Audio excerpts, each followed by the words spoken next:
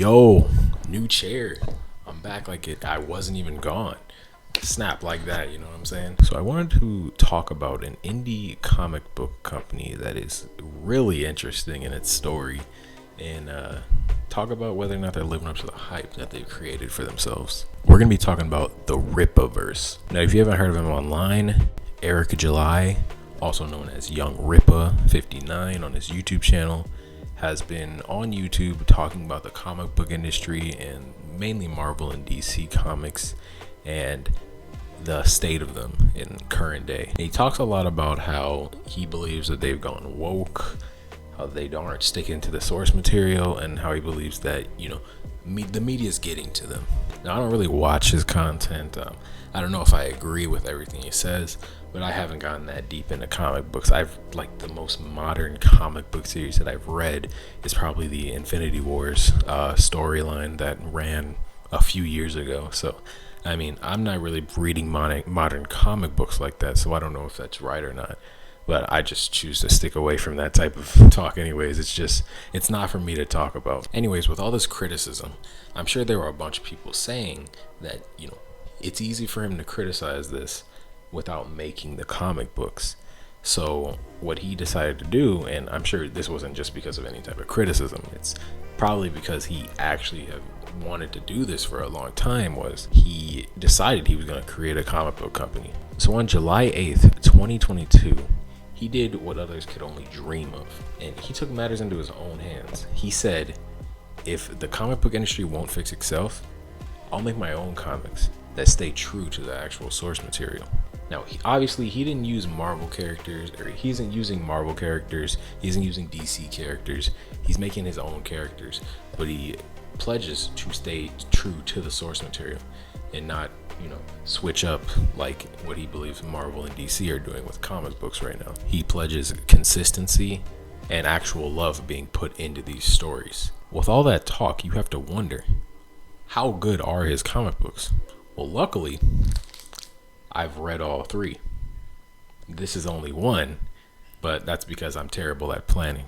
So I have the other ones. I just only have one on me right now. Don't worry about that. So far, Eric July, through his comic book company, has only produced 3 comic book issues so far. I saw him issue 1, I saw him issue 2, then Alpha Core issue 1, which is the one that I have right here. I just finished reading this recently. He's also releasing another comic book later on this year, I believe. It's titled Yaira, I believe, and it's going to be her first issue. So we're going to have 3 comic book series running, and I mean, that's pretty nice to open up the universe. Anyways, let's talk about the characters in this universe for a bit. So starting with Isam, we are introduced to the titular character Isam, better known as Avery Silman, who is a retired hero who actually works out and he owns his own little farming company or something.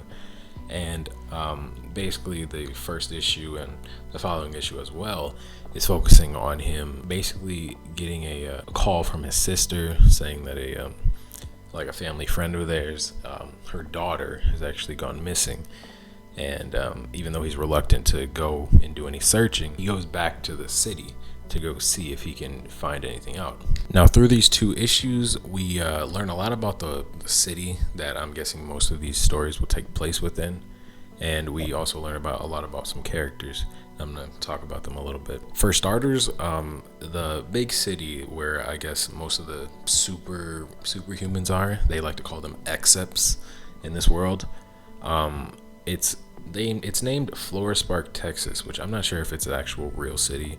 I think it's fictional just for the universe. But it seems like this is going to be the main city where things happen. And the first other character that we run into really is an old acquaintance of Avery, who we knew in high school, who now runs a nightclub and he's possibly pimping out women. And that's the big part where Avery usually goes and he's doing a little bit of detective work to find his friend's daughter. But I'm not going to get too much into spoilers. I'm just going to talk about the characters that I've seen. We also get introduced to the Alpha Core, who have their own comic now. And then we're also introduced to Yaira, who's also getting her own comic. So they make their first appearance in this. And it's obvious that this world is really lived in. And that's what's been the trend with superhero media recently.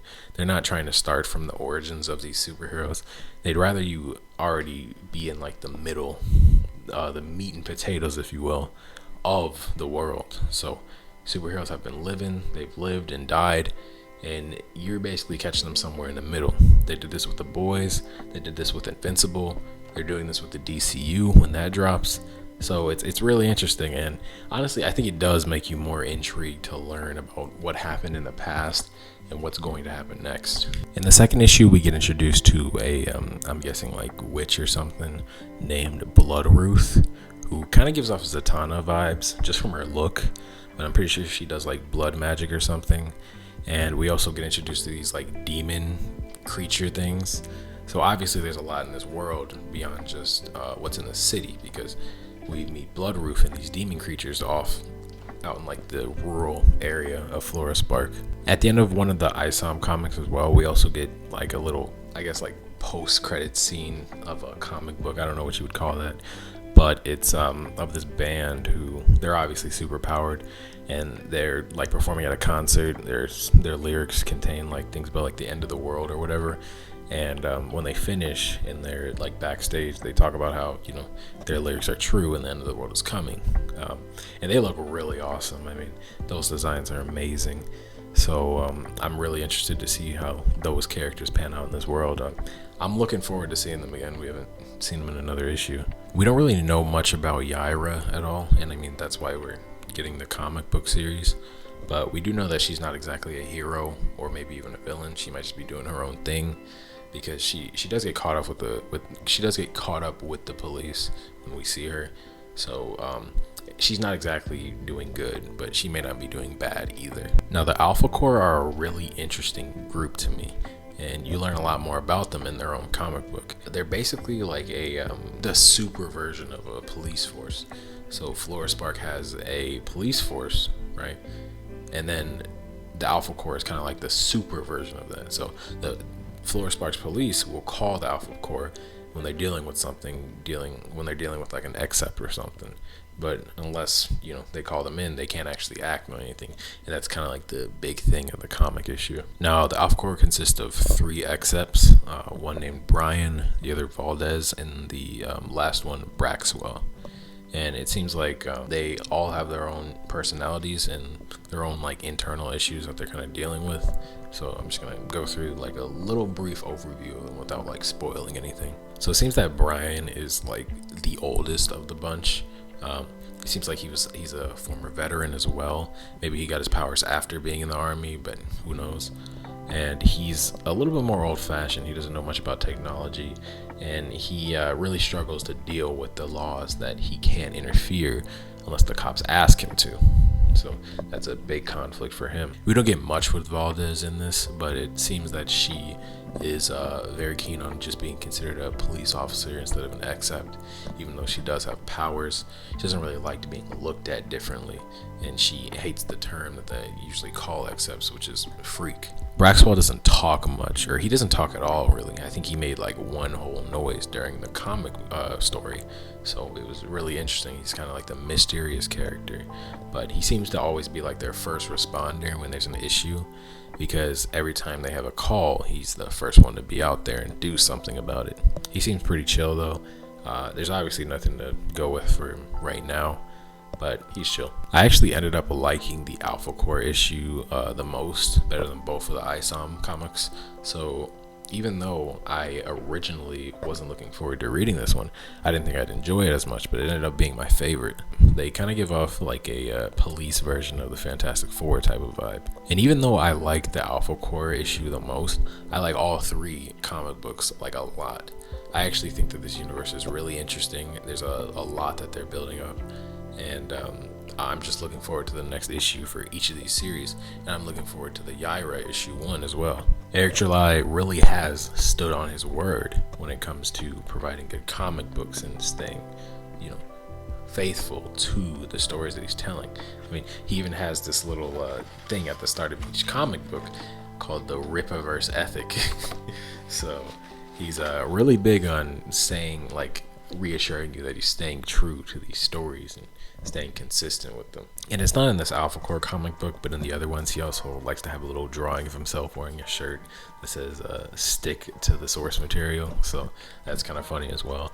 He's just really beating it in that he's trying to be as genuine as possible with these comic books and staying faithful to them, unlike what he believes that Marvel and DC are doing with their comic books. But yeah, I think the Rippaverse is really cool so far, really intriguing. I'm looking forward to seeing where these stories go.